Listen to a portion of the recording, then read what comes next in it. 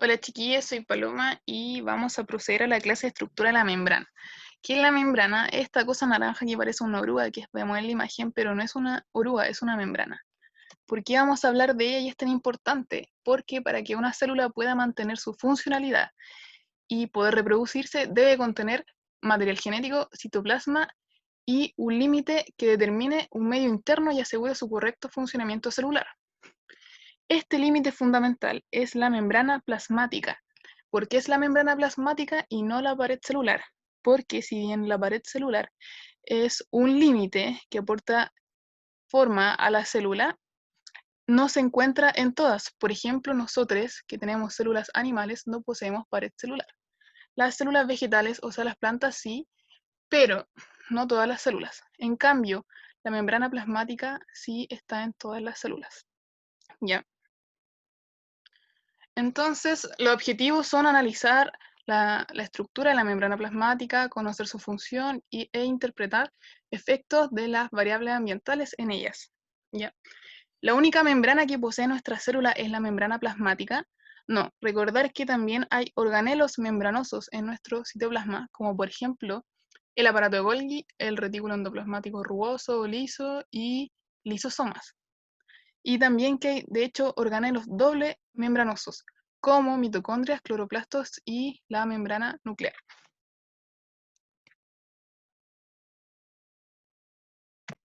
Bueno, este límite tiene que tener una permeabilidad selectiva. ¿A qué me refiero con permeabilidad selectiva? Que selecciona lo que entra o sale de ella. En otras palabras, que no es lo que quiera entre, lo que quiera salga. No, ya. Y para esto tiene que tener una estructura compleja, basada en la presencia de fosfolípidos, que es un tipo de lípido, ¿cierto?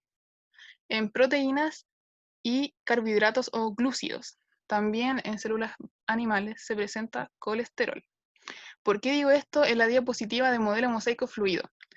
Porque el modelo mosaico fluido habla de la disposición de los componentes de la membrana, ¿ya? Y también de que esta membrana y las membranas biológicas presentan fluidez, o sea, movimientos manteniendo su estructura, ¿ya? Y su forma. Entonces vemos que la disposición es que es una bicapa de fosfolípidos con proteínas incrustadas y que posee azúcares o glúcidos en su cara externa. Con cara externa me refiero a la que no da hacia el citosol, sino que da al medio extracelular, y en células animales que también posee y está presente el colesterol. Que es el modelo en el que todos nos basamos. Obvio, después hay más investigaciones y también se llegó a que también las membranas presentan balsas o microdominios, que en realidad son un conjunto de proteínas y de ciertos lípidos, como colesterol también en células animales, que se agrupan en un espacio de la membrana, ¿ya? Y también habla de que la membrana tiene interacciones con el citoesqueleto, que es el citoesqueleto una estructura celular, ¿cierto? Ya, y que esta interacción con el citoesquelético lo hace para mantener estable la forma celular.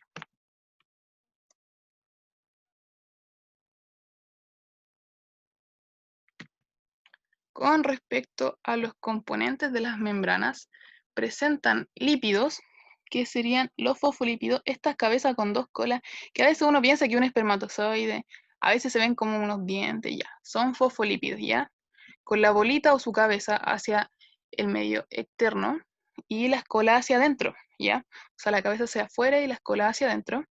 Las cosas más amarillas son colesteroles que están presentes solamente en las células animales, ya. O sea, las plantas, los árboles, eso no tiene colesterol en su membrana biológica.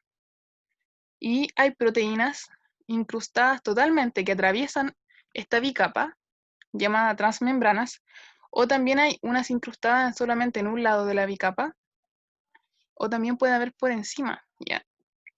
Y estas cosas amarillas son azúcares, glúcidos o carbohidratos, ¿ya? Que generalmente están en la cara externa de la membrana. Y que este conjunto de carbohidratos se llama glucocálix. Eso es lo importante de esta diapositiva.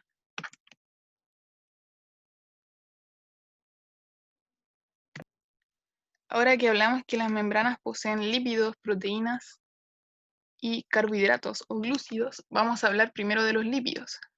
Los lípidos que están fundamentalmente en la membrana son fosfolípidos y colesterol. Los fosfolípidos, fosfo viene de que tienen un grupo fosfato, y lípidos presente que tienen un lípido. ¿Qué lípido poseen? Dos colas de ácidos grasos, ¿ya? Y el fosfato está en su cabeza, o sea, en la cabeza tiene un fosfato y un glicerol, que es un alcohol, y unido al glicerol tiene sus dos colas o dos patitas de ácidos grasos. Ya, estas patitas de ácidos grasos, o sea, de lípidos, son hidrofóbicas, o sea que le tienen fobia al agua, no se llevan bien, y se llevan bien con otros lípidos. Y la cabeza, en cambio, es una cabeza polar, hidrofílica, o sea que se lleva bien con el agua y son amigos. Por eso la cabeza va hacia afuera, porque ahí puede estar en contacto con el agua. En cambio, las colas van hacia adentro porque no. Ahí solo tiene contacto entre lípidos, ¿ya? Y cuando se habla de esfingolípidos, es que se agrega esfingosina y se sale el glicerol, ¿ya? Eso solamente.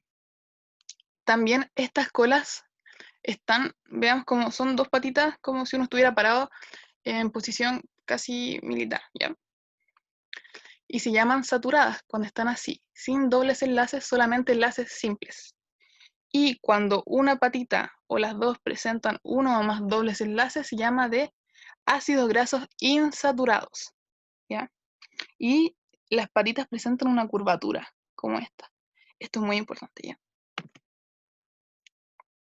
También destacar que esta cualidad de que tener una cabeza polar y unas colas apolares hacen que los fosfolípidos sean una molécula anfipática, ¿ya?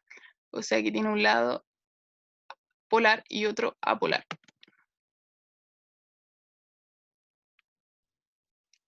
Entonces, si nuestra membrana biológica presenta una bicapa lipídica de fosfolípidos, significa que los fosfolípidos pueden formar bicapas, ¿ya? Y estas pueden estar solo compuestas por lípidos saturados o pueden contener lípidos insaturados.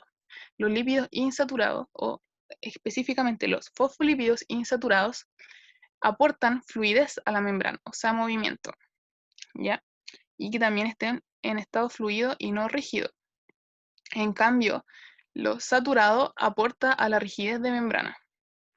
También los lípidos pueden formar micelas, que es como este sol de acá, y liposomas, ¿ya? En medios acuosos. Otro tipo de lípido presente en las membranas celulares animales es el colesterol, que aporta estabilidad y rigidez a la membrana en condiciones normales, o sea, a temperatura ambiente. Ya. Pero si hay mucho colesterol y baja la temperatura, el colesterol ayuda a prevenir el congelamiento celular, o sea, que se congele nuestra membrana. ¿Ya? Por eso dice disminuir la temperatura de la fase de transición. ¿De la fase de transición a qué? Al congelamiento.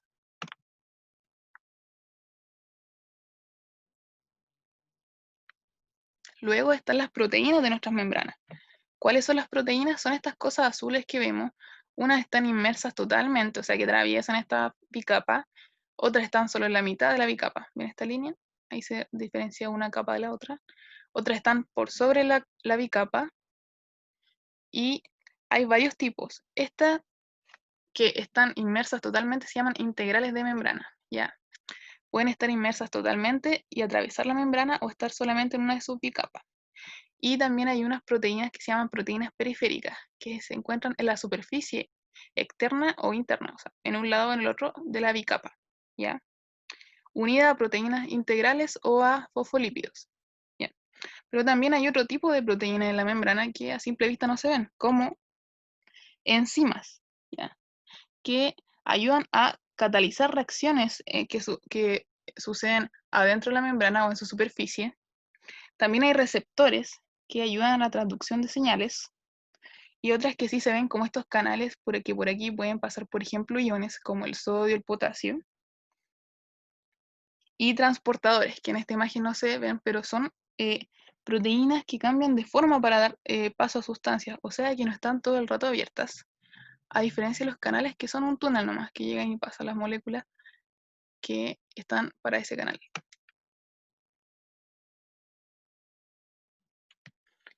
Y por último están los azúcares de membrana o glúcidos de membrana o carbohidratos de la membrana, que son estas como ramitas que vemos.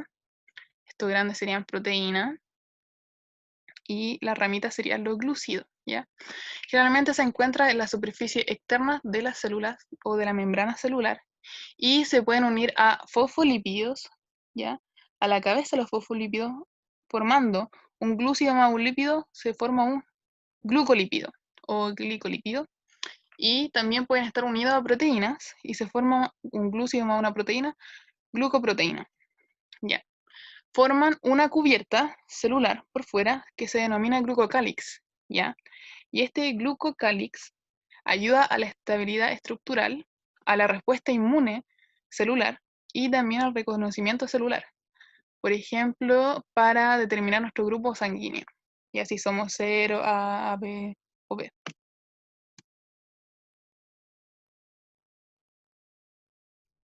Ya, entonces andando en una de las propiedades de la membrana que dijimos que es fluida, ¿de qué depende esta fluidez y que mantenga movimiento? Porque ya, no es rígida, no es una pared que tiene unos poros, unos hoyos y pasan cosas, no, ya, se va moviendo.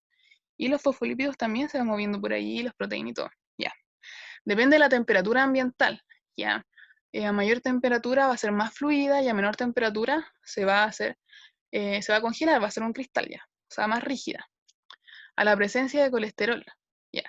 Si hay poco colesterol, va a ser más fluida porque el colesterol aporta rigidez, y si hay más colesterol va a ser más rígida, excepto en bajas temperaturas que ahí el colesterol ayuda a que no se congele la membrana.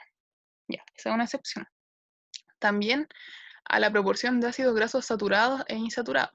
Los insaturados ayudan a la fluidez y si hay muchos saturados hace que sean más rígidas ya. Como aquí se ve que están todos unidos y son como están parados solos y aquí están sus patitas por todos lados. Ya.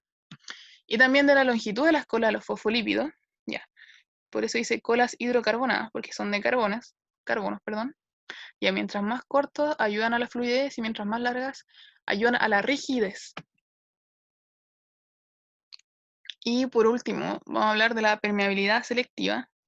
En esta imagen no importan los nombres de qué está pasando en qué, pero quiero decir que hay moléculas que llegan y pasan, ¿ya? Hay moléculas que necesitan de proteínas para pasar, como los canales que vimos, esas proteínas transmembranas, y entonces no podrían pasar por difusión, o sea, libremente por la bicapa. También hay sustancias o componentes que la membrana hace como una vesícula y lo centra, y también hay vesícula que secreta, ¿ya? Y también está el agua, vemos que puede llegar y pasar por la membrana, pero también hay unos tipos de canales o conductos que conducen el agua. O sea que hay diversos modos de entrar o sacar componentes de la membrana, o solutos, o sustancias, y entonces también que la membrana no es permeable a todo ya, sino que son altamente impermeables a todas las moléculas. ¿A cuáles moléculas? A las moléculas cargadas, o sea, iones. Potasio, sodio, hidrógeno, calcio, y no pueden llegar y difundir y pasar así nomás. Ya. También no pueden llegar y pasar las moléculas que son muy grandes, ya, como la glucosa, o de alto peso molecular. En cambio, las que se llevan bien con los lípidos, pueden, como los alcoholes, o los mismos lípidos, esteroles, colesterol, pueden llegar y pasar más fácil, y también las moléculas pequeñas y que no tienen carga. Por ejemplo, los gases pequeños, el oxígeno, el dióxido de carbono, el nitrógeno. Y el agua también puede llegar y pasar porque es el agua. Entonces aquí habla específicamente de eso, que moléculas pequeñas hidrofóbicas, o sea que no se llevan bien con el agua, pero sí con lípidos y solventes orgánicos. Por ejemplo, pequeños gases y hormonas esteroidales pueden y pasan. Las moléculas pequeñas, que son polares, pero no están cargadas, también pueden pasar, pero no tan fácil. Y las grandes o las cargadas, como los iones o algunos aminoácidos, glucosa, monoglúcidos, no pueden pasar, ¿ya? Necesitan de otro medio, porque no es que no pasen nunca, ¿ya? Pueden pasar, pero necesitan de otros mecanismos, ¿ya? Y aquí tenemos una imagen general para que ahora reconozcamos qué es qué. Esta sería la bicapa, las pelotitas sería la cabeza, los fosfolípidos, y estas cosas como fideos son sus patitas o sus colas, que van hacia adentro y las cabezas hacia afuera. ¿Por qué las cabezas van hacia afuera? Porque pensemos que el citoplasma veámoslo como algo acuoso, y afuera las células veamos que nosotros, por ejemplo, somos mucho agua, ¿ya? Un gran porcentaje de agua, o sea que afuera las células también es un medio acuoso. ¿Ya? Lo morado serían proteínas y están abiertas, por lo tanto uno podría pensar que son canales, ¿ya? O sea, un medio de transporte. ¿Ya? Lo naranjo podría ser glúcidos, ¿ya? Compondrían el grupo cálix y podemos ver que están sobre todo en una parte de la bicapa, ya. Aquí no hay tanto, pero acá hay más. O sea que este podríamos decir que es el medio externo de la membrana. Y esto verde es una molécula que está atravesando por el canal. Eso, chiquilla, y la próxima clase corresponde a gradiente y fenómeno de transporte celular por las membranas biológicas.